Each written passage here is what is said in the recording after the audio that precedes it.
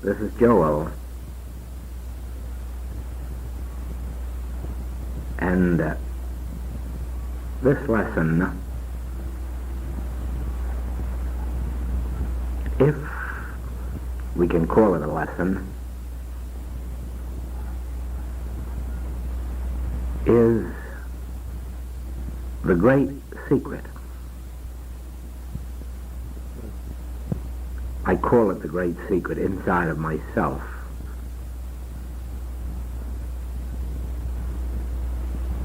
Because it is a secret that I very rarely share with anyone. It is my secret.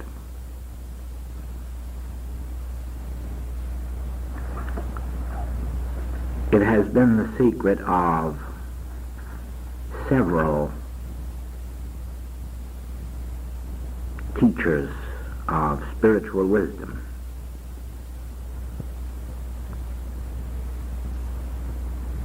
Only they had the courage to say it in a very few words and then let it be forgotten by the world.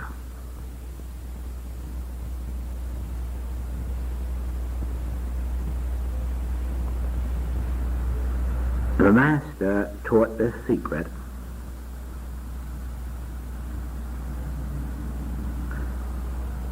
when he said, "Resist not evil."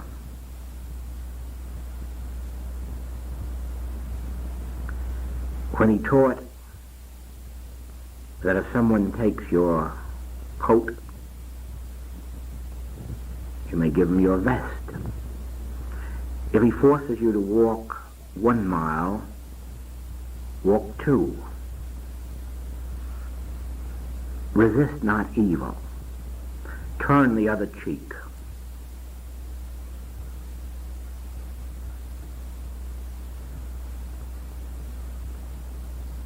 The teaching has never been clear to the world because of the utter impossibility of obeying those demands unless one saw the principle involved.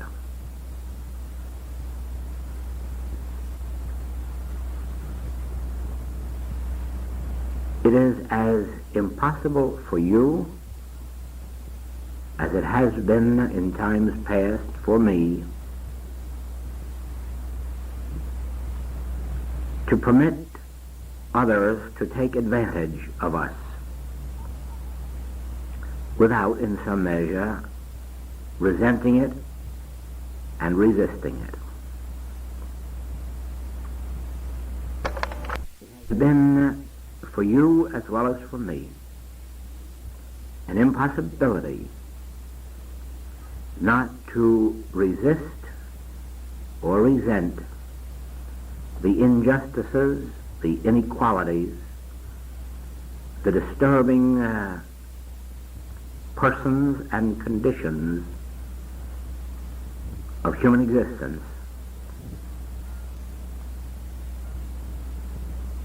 And yet we are told, resist not evil.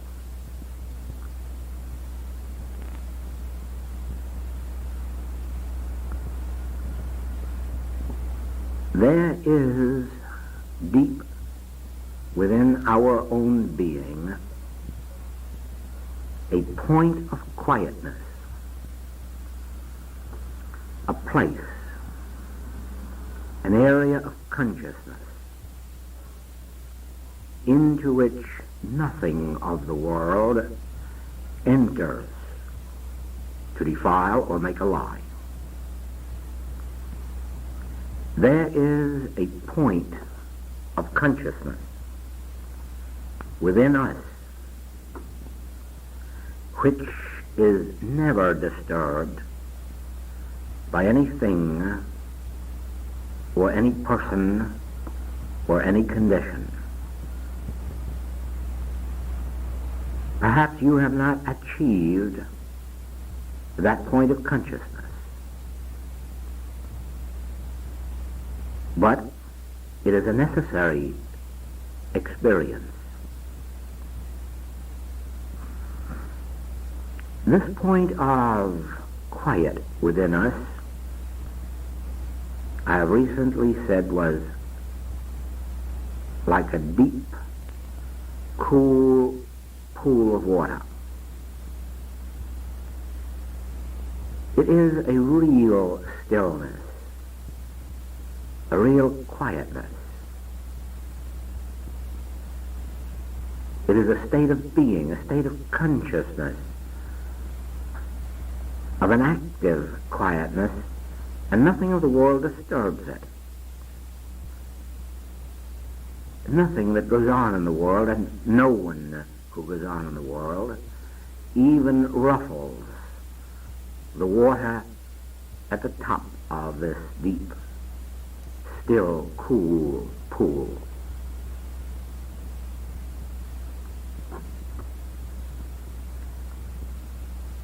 It isn't easy to attain this state of consciousness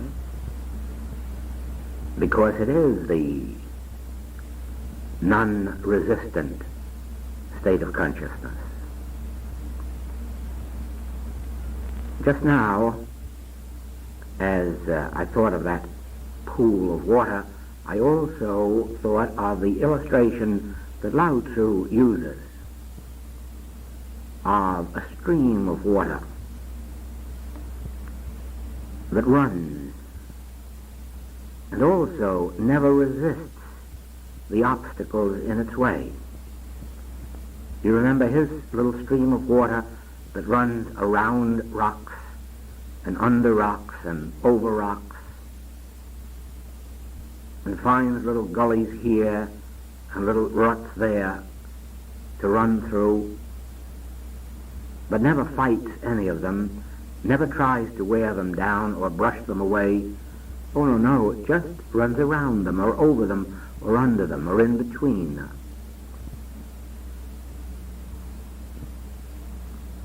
You see, that illustration of water is quite apt.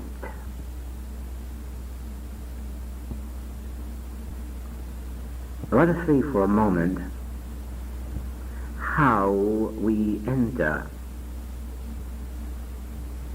that quiet state of consciousness, that state of peace, into which nothing ever enters that defileth or maketh a lie, into which nothing enters that disturbs. Let us begin first of all by acknowledging that there is nothing in all this universe and no one which in and of themselves have power to disturb us. That whatever disturbance comes to us lies in our reaction to the person, the circumstance, or the condition. What difference would it make if we had only $1 in our pockets unless we entertained fear of lack? It would never be the dollar that would disturb us. It would be our fear of lack disturbing. What difference would it make if someone out there hated us or misunderstood us, unless our reaction brought the disturbance to us? Actually, it should make no difference to us what anyone thinks of us. Whether or not they know us correctly is their demonstration. Why should it be disturbing to us? But, you know, it is. We react badly to others' opinions of us or estimates of us.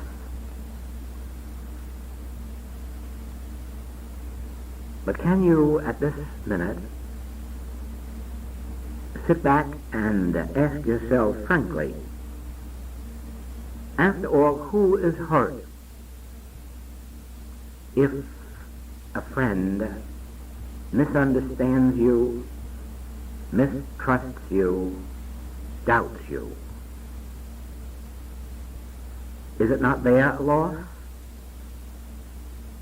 Is it not for them to discover the truth about you?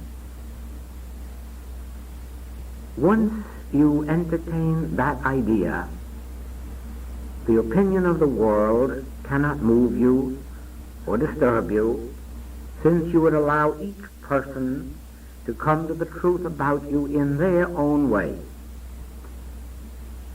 Your only necessity would be to maintain yourself in accord with your own highest sense of right, your own highest sense of integrity. Of course, if you fail in that, there also would be no need to be disturbed by anyone outside. The only disturbance then would be with oneself. And that could be corrected easily by coming back again in action, thought, and deed to a point measuring up to our own sense of integrity. And as long as we are measuring, living up to our own highest sense of right, what possible difference can it make to us if this one, that one, or all the others in the world do not understand, do not properly evaluate us? Now, sitting back quietly with this in mind, you can make the adjustment within your own being to that unfavorable condition of the outer world. You do not change any person or any person's estimate of you. You merely adjust yourself. You make an adjustment with that conflict within yourself until you come to the point of agreement and no longer resist, even mentally, what your friends or this particular friend or the world thinks of you. In the same wise, let us suppose that there is a problem of lack, of insufficiency, of world's goods, of opportunity. Sitting back here now as we are doing, quietly resolving this in our own thought, is the conflict because of the outer circumstance or because of our reaction to it? We will never change that outer circumstance by a continuance of the conflict with it. But once we can see that that circumstance or condition of the outer realm is not a power, is not something to be fought, but that our reaction to it is to be resolved within our own consciousness, we then settle back with no conflict to that condition and again have achieved non-resistance.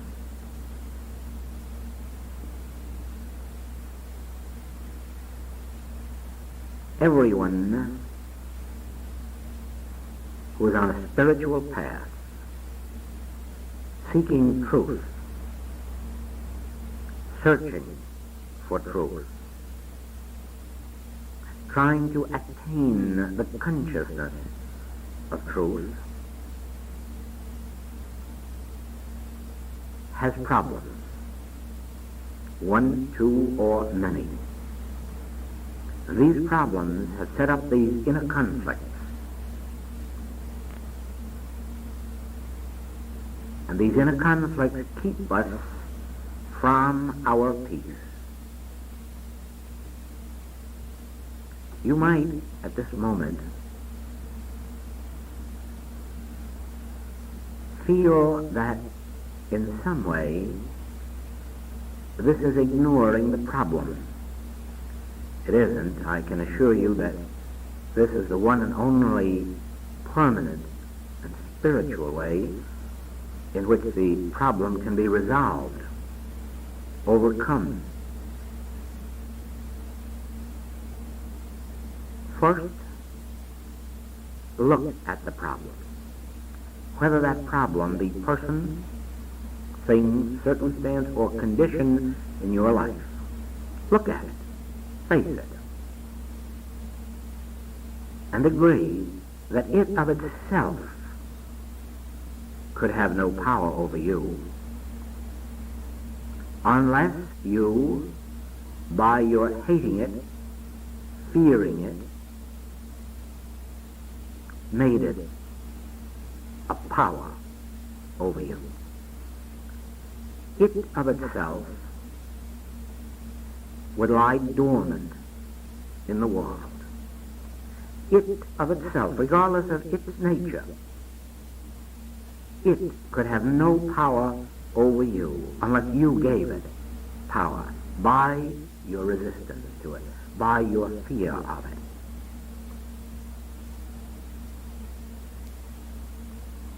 See clearly that no person could bring harm to you unless you empowered them.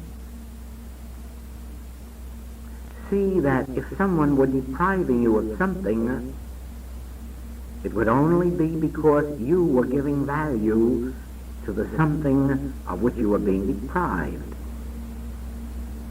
Now, has it value? Has it any value in and of itself? No. Take money, take an object of art, and suppose you haven't it. What then? You still have the source of all supply, which is your God consciousness, your consciousness of truth. What difference would it make if you had nothing in the world of effect, as long as you had that substance, the invisible, which is the substance of all that outwardly appears?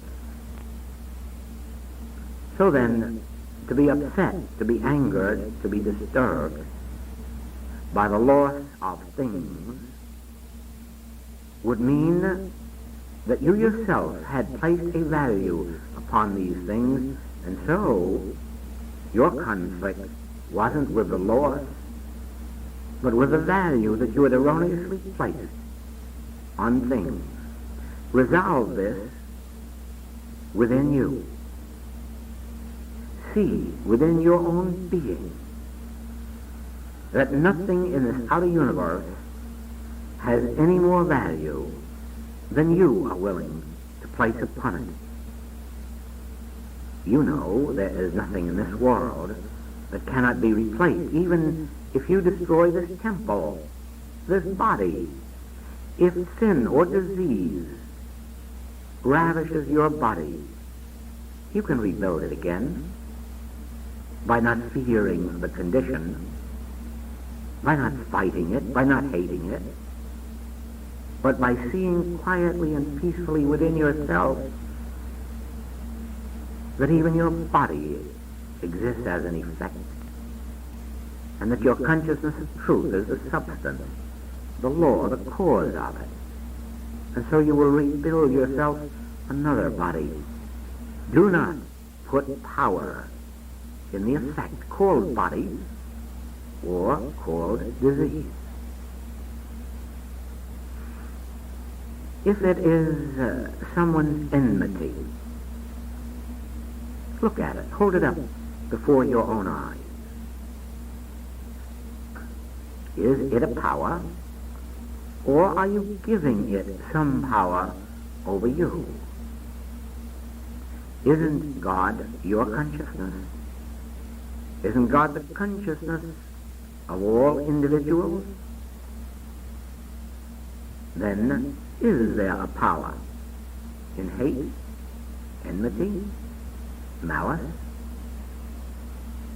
No, then the conflict comes because you have placed power. You have placed power in enmity, in malice, in jealousy. Resolve that within yourself and agree that no such condition, person, thing in the outer realm has power to enter your consciousness. Why, no.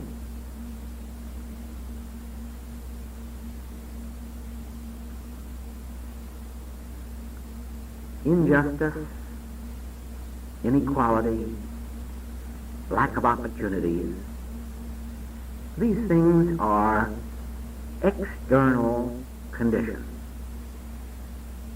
And in and of themselves, they have no power over you unless you are holding them in your thought as entities and identity, unless you are holding them in your thought as powers over you. Once you learn to dismiss them and realize that nothing external to your own being can enter to defile, to deprive, to limit, that all power is given unto you.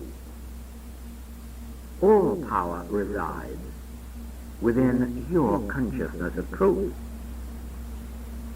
Soon you will see that you have agreed with your enemies. You have agreed with your adversaries.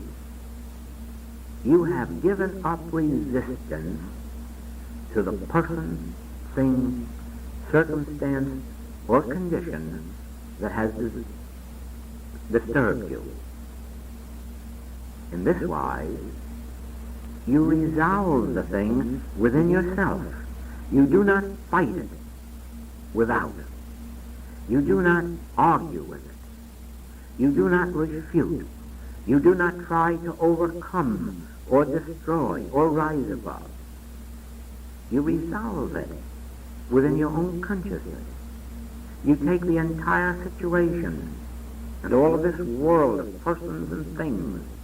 You take them inside of your consciousness and resolve them and bring yourself into at one-ment with the divine of you by seeing that there is no power outside, by seeing that any disturbance taking place within your consciousness represents your reaction to person, place, thing, circumstance, condition, time, or place.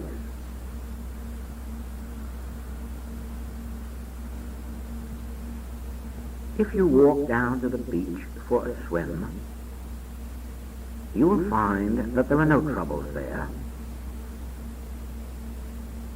But as you sit on the beach or swim and begin thinking over in your mind the situations, the thoughts, the occurrences, the events, very soon you have your troubles with you. They aren't there on the beach. No, you have brought them there with you. You have raised them up in your own thinking. They aren't out there on the beach, you know. Not even those persons are there. No, only your concepts of those persons and things and conditions. And you are entertaining them instead of resolving them into your own consciousness within your own being, and seeing them as gifts of the Father without any powers of injury, or destruction to you. When you go into a hotel, and the clerk assigns you your room, and you go there and you find the room empty, there are no troubles there. There are no discords, there are no inharmonies.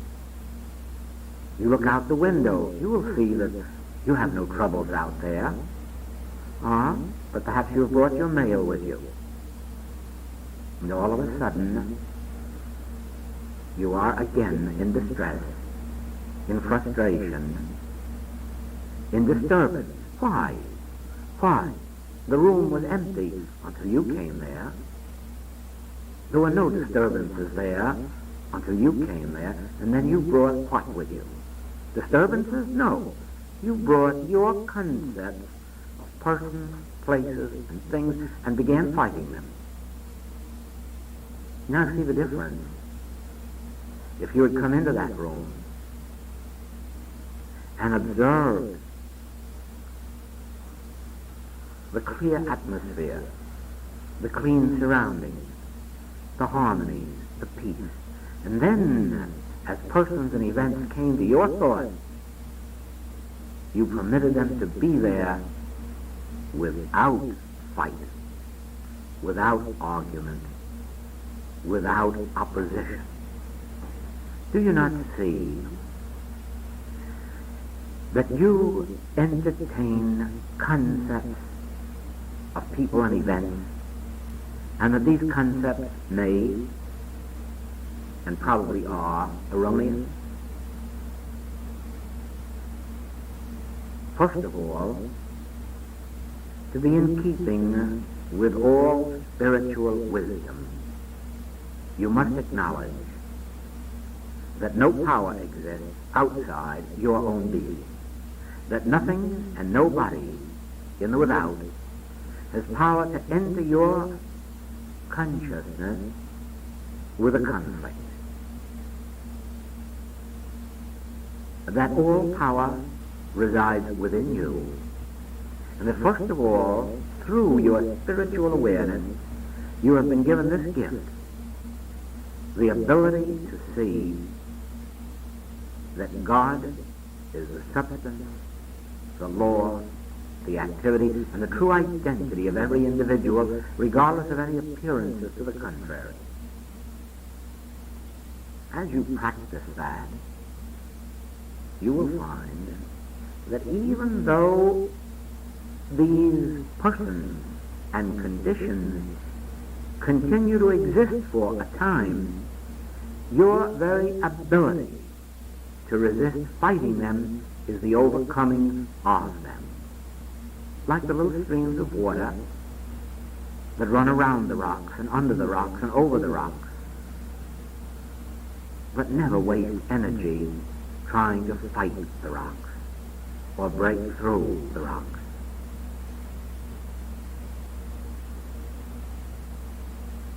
Yes. This is, I admit, this is the Christian doctrine. This is the doctrine of the Christ. But it isn't alone the teaching of Jesus. It is the revelation of all who have been gifted with the vision of Christ. I take you back for a moment to Daniel. Daniel, who described the 4 temporal kingdoms of this earth, and then said that they would be destroyed. All 4 temporal kingdoms would be destroyed. By what? A stone carved out of the side of a mountain without hands. Sit back a moment, will you? Fold your arms. Now think of a mountain. Think of carving a stone out of the side of that mountain while you sit there with your arms folded.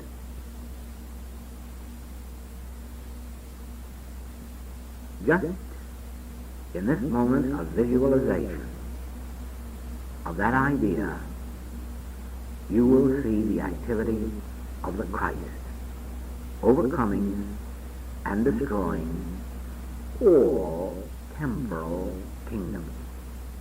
What difference does it make whether the temporal kingdom is economic, mental, moral, physical, financial? It is a temporal kingdom, and it can be destroyed by a stone carved out of the side of a mountain without hands. Now, sit there and carve out of the side of the mountain, carve a stone.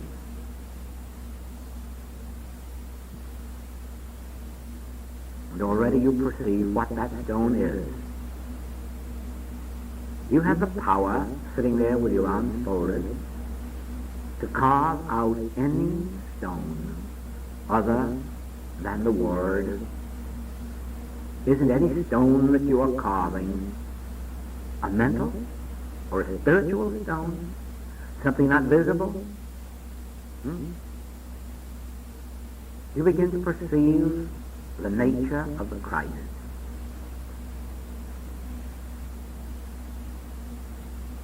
This is it.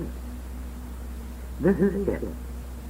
While you were sitting there carving that stone out of the side of the mountain without hands, you were not resisting or rebelling at the temporal kingdom. You had left those kingdoms behind you. And now as you look up, they are no longer frightening.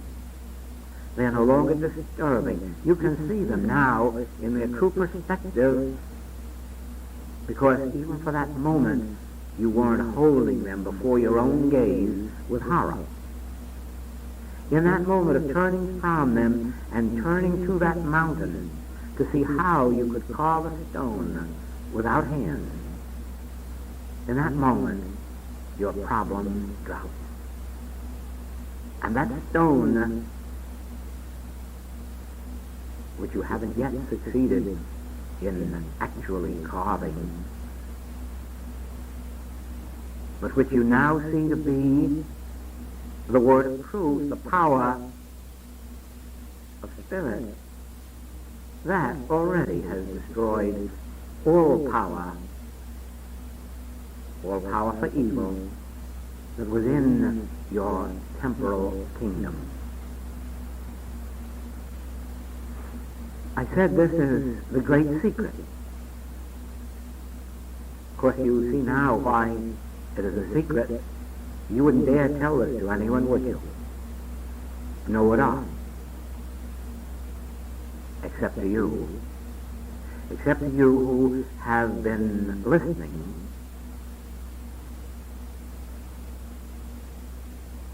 to the unfoldment of God as is, without defining, without qualification, without label. The moment you can see that God is, you are no longer even tempted to say or think what God is or how God is. No. Your whole consciousness is filled with, it is.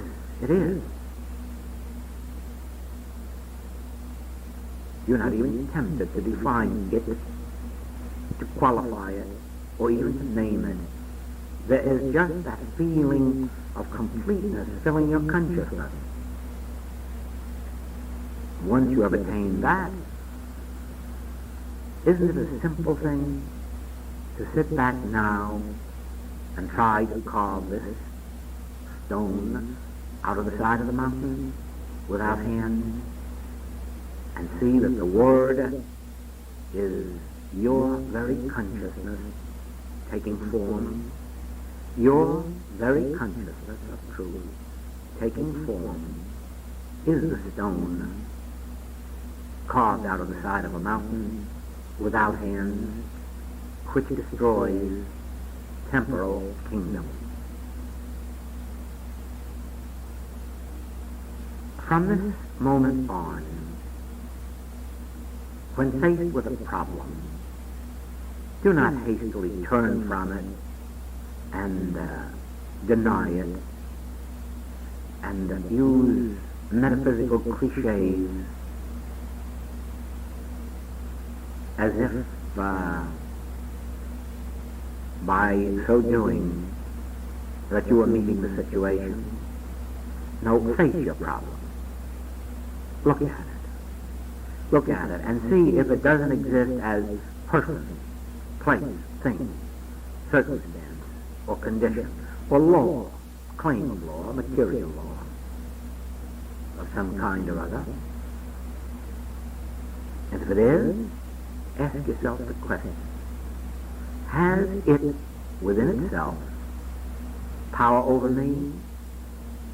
Or is it my reaction to it that gives it power? Is it not my fear of it, my hatred of it, that gives it power over me? Or in some cases even my love of it, that gives it power over me? The main point is to see that it, in and of itself, is not power, has not power. This ability to resolve these conflicts within yourself rather than to struggle with them on the without constitutes the measure of your Christhood, constitutes the measure of your stone carved out of the side of a mountain without hands.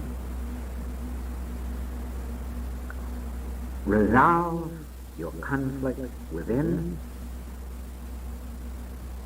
rather than fight them in the without, and they will disappear. Then when you have resolved the conflicts within, do you know what exists? This pool, this clear, cool pool of water, a deep well of silence, a deep well of peace and contentment.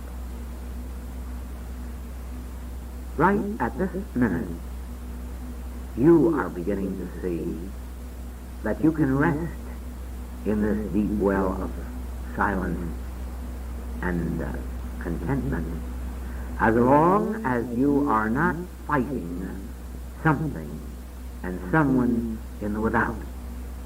Also, you can see at this very moment that you never will retire to those green pastures beside the still waters until you have resolved all conflicts within yourself and no longer battle persons and conditions outside yourself.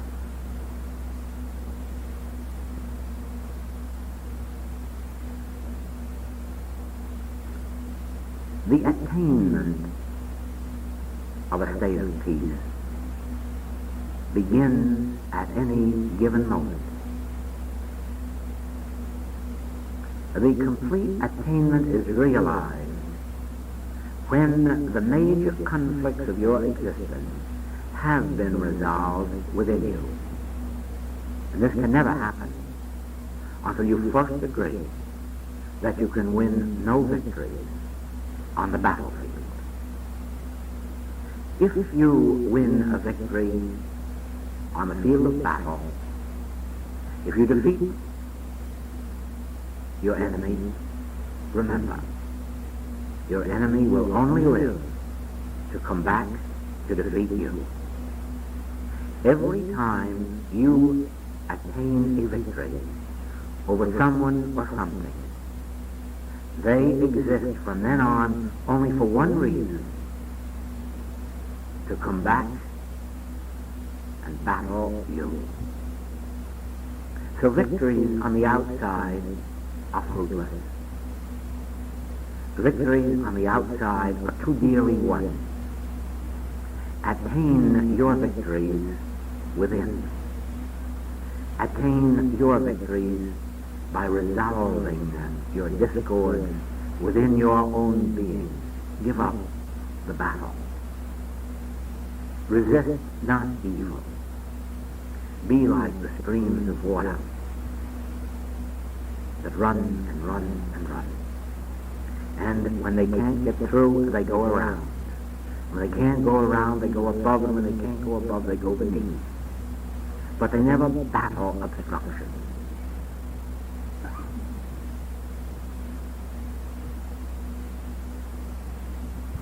Like these, we call meditation or cogitation. We call this pondering truth.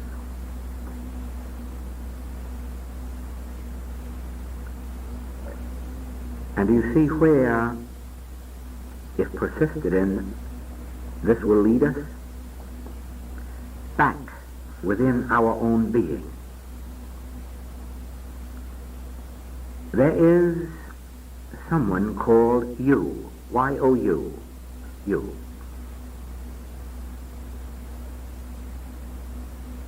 And you withdraw within yourself. You do not withdraw from the world. Oh no. You will still go to the beach if you like. You will still go to business. You will still mingle with your friends and relatives. But you will withdraw from conflict with them. You will withdraw from giving to either person or thing or circumstance power over you. You will begin to look upon the world in the right light. You will understand all men as brothers. You will understand all properties, all things as being given to us for our use, for our joy. And you will place no undue values upon them, realizing they have none in and of themselves. If a thing is beautiful to you, it is because you vest it with qualities of beauty. If a thing is artistic to you, it is your artistic sense with which you are vesting it. If a thing has value to you, it is you who place the value upon it.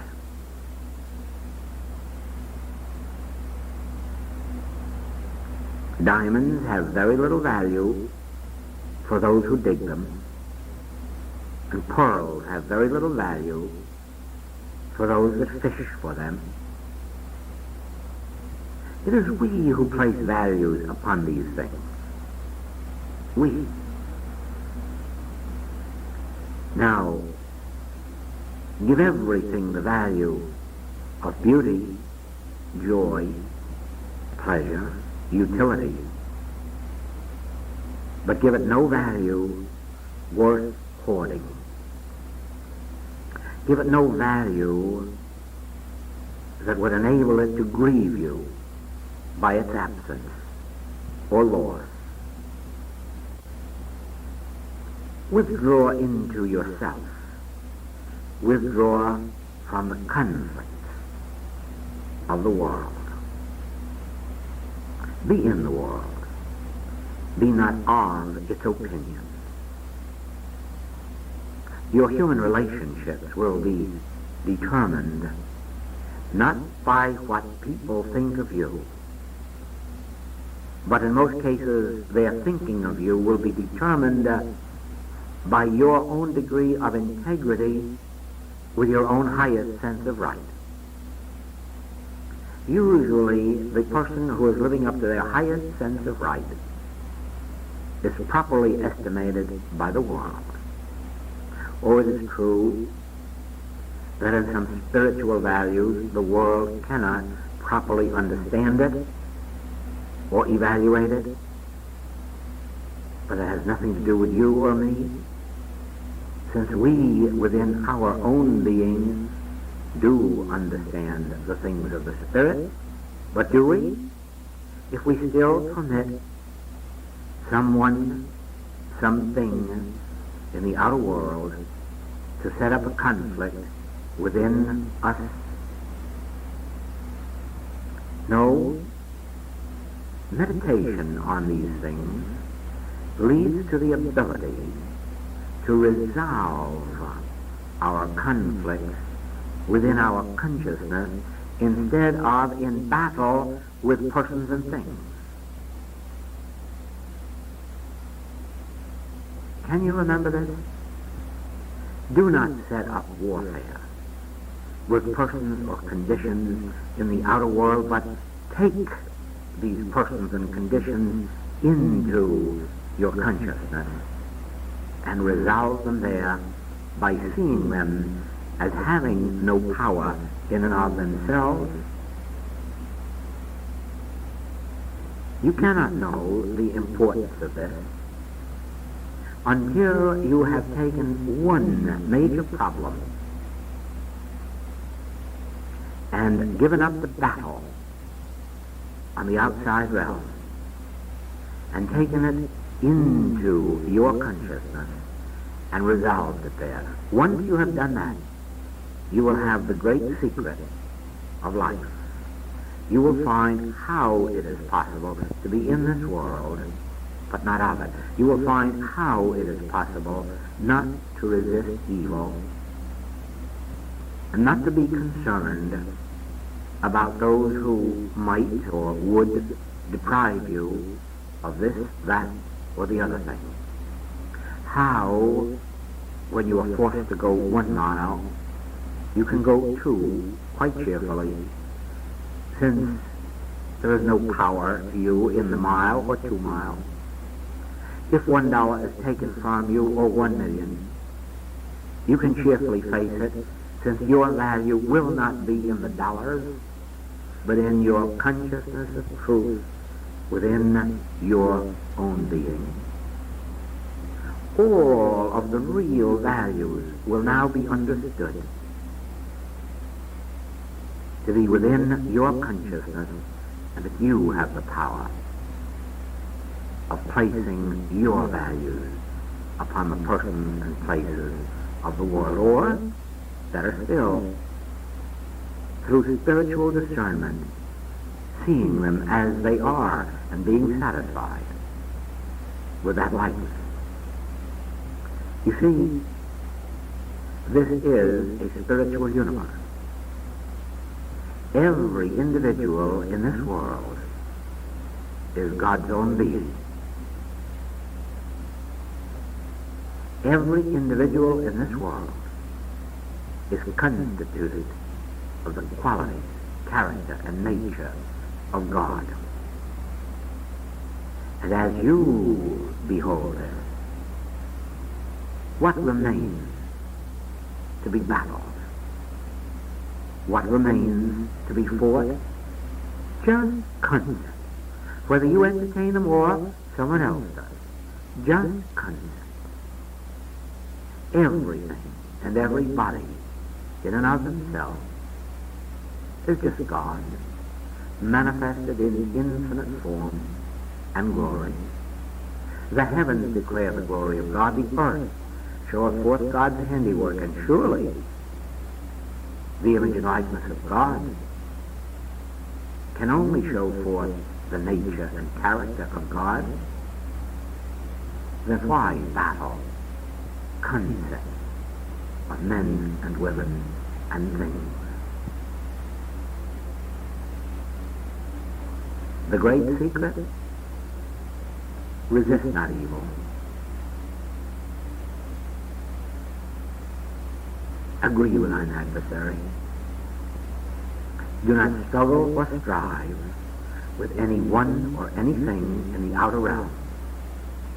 When struggle and strife appears to your consciousness, take it inside yourself and resolve it there, and find the peace that passes understanding. Thank you. Thank you. This is Joel in Hawaii.